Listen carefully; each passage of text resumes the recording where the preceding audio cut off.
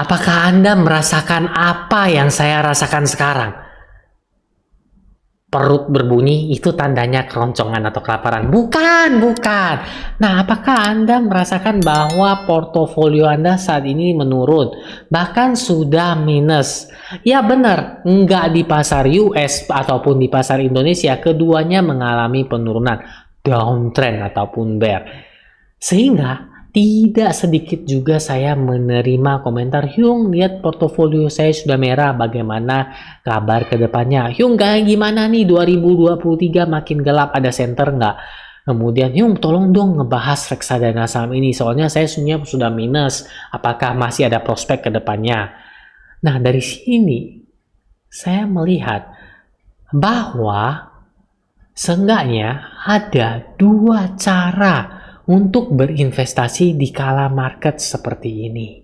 Namun sebelum masuk lebih dalam, ingin saya peringatkan terlebih dahulu bahwa saya bukanlah seorang financial planner atau semacamnya, sehingga mungkin saja apa yang saya sampaikan bisa membuat Anda masuk jurang. Nggak, bercanda. Sebaiknya Anda tetap melakukan analisa terlebih dahulu sebelum melakukan investasi. Ingat, duitmu tanggung jawabmu. Oke, jadi kita langsung saja masuk ke strategi. Tips yang pertama, strategi yang sangat rumit dan susah. Enggak, sangat sederhana dan simple. Yaitu adalah tetap melakukan DCA, dollar cost averaging. Nah, gila, udah tahu market pada turun kok masih DCA. Nah, dengar dulu penjelasannya. Jangan ngegas-ngegas kayak gitu. Ini semua ada alasannya ya. Jangan ngecap saya seperti semua pria sama saja, penuh dengan alasan.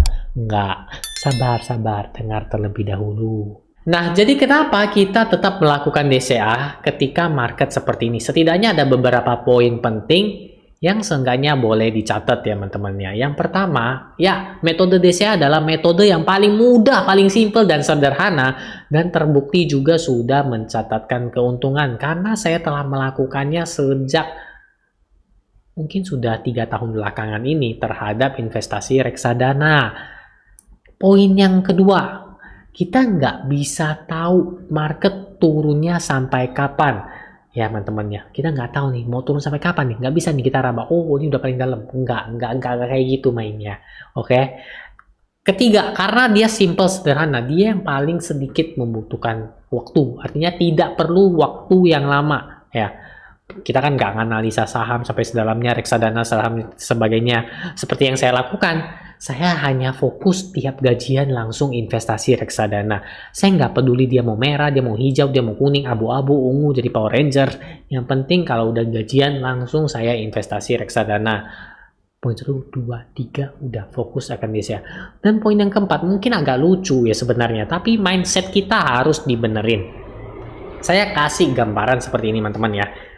Mohon maaf kalau agak melenceng sedikit ya. Jadi gini teman-teman, coba bayangin ya teman-teman ya, apabila katakanlah kita punya bisnis ya teman-teman ya, kita berdagang atau sebagainya.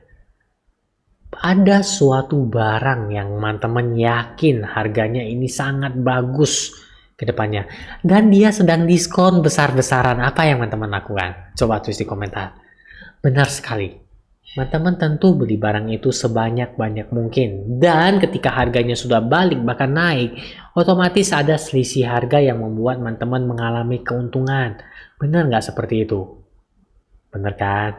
Begitu pula dengan investasi. Dikala market yang merah sendiri, mohon maaf, merah seperti ini, kalau sendiri kasihan dia nggak ada teman. Kan ada teman tadi, market US sama market Indo, iya kan? Nah, dikala market yang seperti ini ya teman-teman ya, bukannya kita mendapatkan saham ataupun reksadana saham yang lebih murah. Benar nggak? Logikanya seperti itu, ya kan? Dan apabila sudah kembali pada jalurnya mengalami kenaikan, ya teman-teman ya, kita akan mendapatkan hasil dari investasi yang telah kita lakukan, yang telah kita rutin beli, kita DCA, teman-teman ya. Tapi perlu dicatat, apa yang kita DCA-kan, kita harus juga tahu bahwa prospeknya setengahnya ke depannya masih bagus, sehingga kita dapat harga murah sekarang kan, karena unitnya lebih banyak ya, lotnya lebih banyak. Kedepannya kita jualnya juga cuannya lebih banyak. Seperti itu untuk tips yang pertama ini, yaitu tetap fokus melakukan DCA. Kemudian kita masuk ke tips ataupun strategi yang kedua. Nah, sebenarnya ini nggak jauh beda dengan yang pertama tadi, tapi ini lebih membutuhkan waktu karena kita lebih harus menganalisa, namun ini lebih sedikit meminimalisasi resiko mungkin ya. Dan apa yang kita lakukan? Benar sekali. Seperti yang teman-teman ketahui, roda selalu berputar. Kalau berhenti, nggak dihidupin, berputar nggak? Nggak. Bercanda. Jadi seperti yang teman-teman ketahui, untuk suatu aset investasi, instrumen investasi, kalau yang namanya dia sudah naik, kita tujuan investasi kan ngarapinnya dia naik terus kan. Tapi nggak ada yang naik lurus kayak gini, nih kayak gini. Nggak ada yang kayak gitu.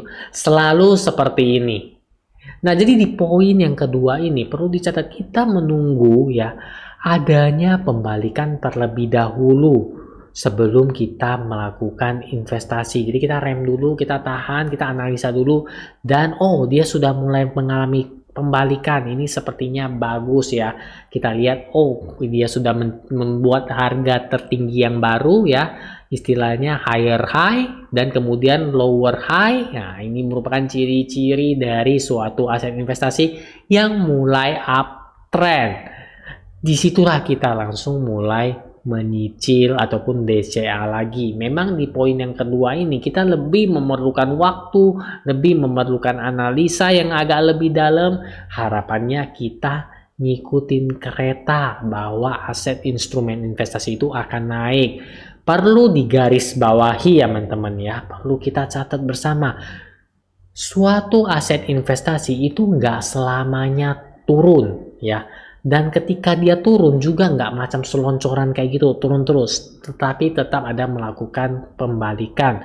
Dan penurunan ini biasanya memerlukan waktu juga. Begitu juga sebaliknya. Jadi kenaikan terhadap suatu aset investasi ataupun instrumen investasi juga demikian. Nggak naik terus lurus kayak tadi ya teman-teman. Tetap dia bergelombang. Dan perlu dicatat, baik penurunan maupun kenaikan, karena kita ngomongin investasi jangka panjang ya, enggak istilahnya terlalu cepat. Contoh, turunnya 2 hari selesai, naiknya 1 hari selesai, enggak kayak gitu.